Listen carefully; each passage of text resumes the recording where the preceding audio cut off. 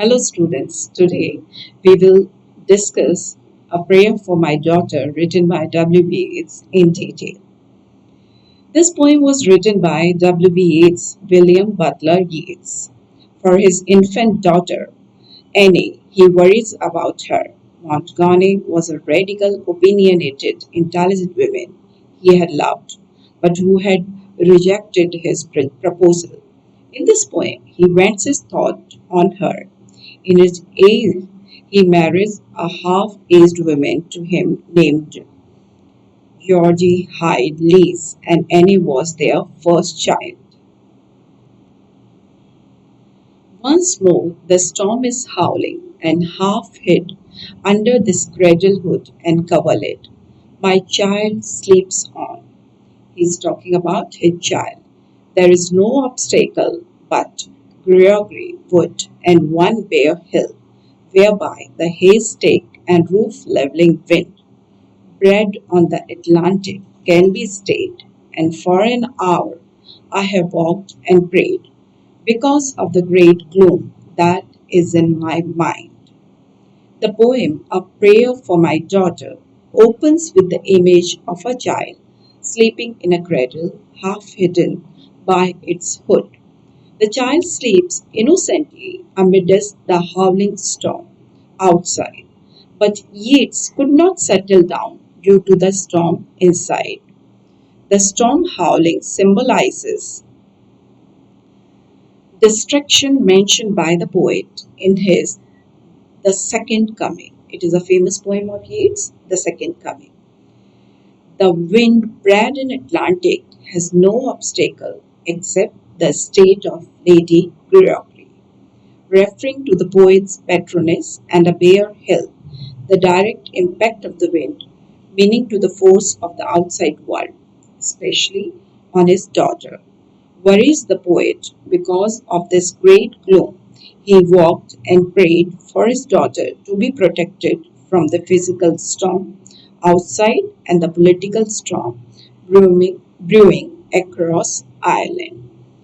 The poem opens in a Yeats home on the coast of Ireland, where a stormy wind is blowing almost straight off the Atlantic Ocean. It is making the poet think of the stormy world he has just coming out of the First World War, in which his baby girl will have to grow up. He has been praying for her heart, because just as the wind is tormenting every feature of the landscape around, in the same way, Yeats can picture the whole world being whipped to a frenzy in the years to come by some wild force like the wind of the sea. I have walked and prayed for this young child an hour, and heard the sea wind scream upon the tower, and under the arches of the bridge, and scream in the elms above the flooded stream, imagining in excited reverie that the future years had come, dancing to a frenzied drum, out of the murderous innocence of the sea. In the second stanza of this poem, A Prayer for My Daughter, Yeats worries about the future of his daughter. He further explained that the sea screaming upon the tower under the bridge and elms above the flooded stream, the onomatopoeia word scream and the flooded stream, symbolizes the poet's overwhelming anxiety for his daughter. Also, it refers to the great flood in the Bible. Due to his haunting fear, he imagines the future coming out of sea and dances to the frenzied drum, referring to war and bloodshed. Here, the poet is referring to World War First.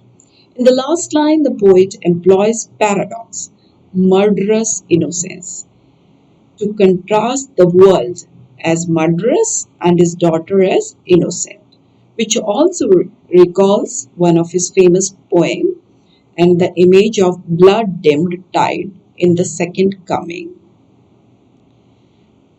This poem is about uh, some wild force like the wind of the sea. He has an intuition.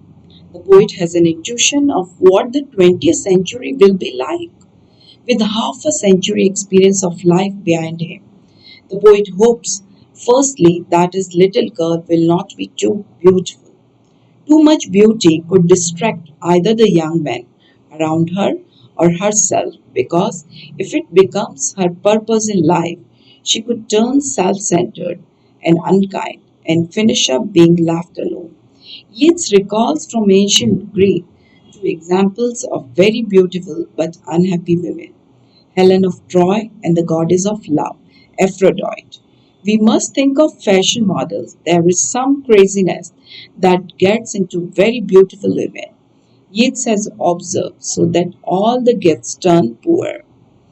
For his own girl, the poet wishes that she may have kindness of heart rather than beauty, because whereas a woman's exterior beauty can turn men into complete fools, her inner warmth and charm can make a man lasting happy. May his girl grow and flourish like a tree hidden away. In the third stanza of poem, may she be granted beauty, and yet not beauty to make a stranger's eye distraught, or hers before a looking glass, for such being made beautiful overmuch. Consider beauty a sufficient end, loss natural kindness, and maybe the heart revealing intimacy that chooses right and never find a friend. In this stanza, the poet prays for his daughter to be gifted with beauty. At the same time, he doesn't want her beauty to distort or makes her dependent on her beauty for everything. Further, Yeats doesn't want her to become proud or vain, that she spends all day staring at the mirror and fails to have natural companionship. The poet implies too much beauty to be dangerous one, that he wants her to be beautiful enough to secure a husband.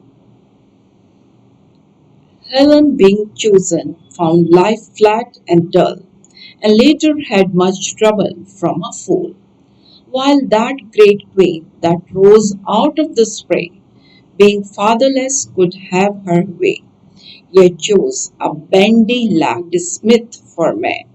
It's certain that fine women eat a crazy salad with their meat, whereby the horn of plenty is undone. In this stanza, poet says that he- how excessive beauty has always been a source of trouble and distraction. He turns to Helen in Greek mythology, considered to be the most beautiful woman on earth, brought the doom upon her, and many others. The image of Helen evokes another figure, Aphrodite, who rose out of the spray.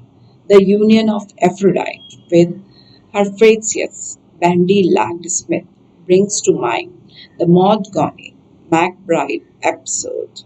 Here Yeats is talking about his love, Maud Gonye. It makes the poet wonder if the beautiful women eat something stupid for salad, that they make a stupid decision which brings misery forever in their life. The rich horn of plenty is suggestive of courtesy, aristocracy, and ceremony that is lost by those women who make foolish decisions. Then Yeats further says, in courtesy I would have her chiefly learn.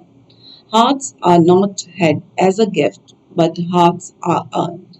But those that are not entirely beautiful, yet many that have played the fool.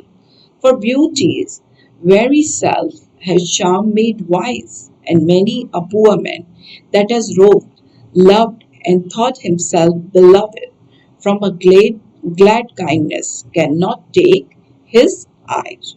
In this stanza, the poet continues with what he wants for his daughter. He wants that his daughter should possess more than mere beauty. He wants his daughter to learn to be compassionate and kind. Many times, men who believe to love and loved by the beautiful women faced disappointment compared to those found love in the modest yet compassionate women. Moreover, he says, modest and courteous people attract hearts than those with beauty. Referring to his own life, own marriage, he ultimately makes it clear that he wants his daughter to be an agreeable young woman than an arrogant beauty. So, we have discussed a part of this poem. In the next class, we will discuss the remaining part of this poem. Thank you.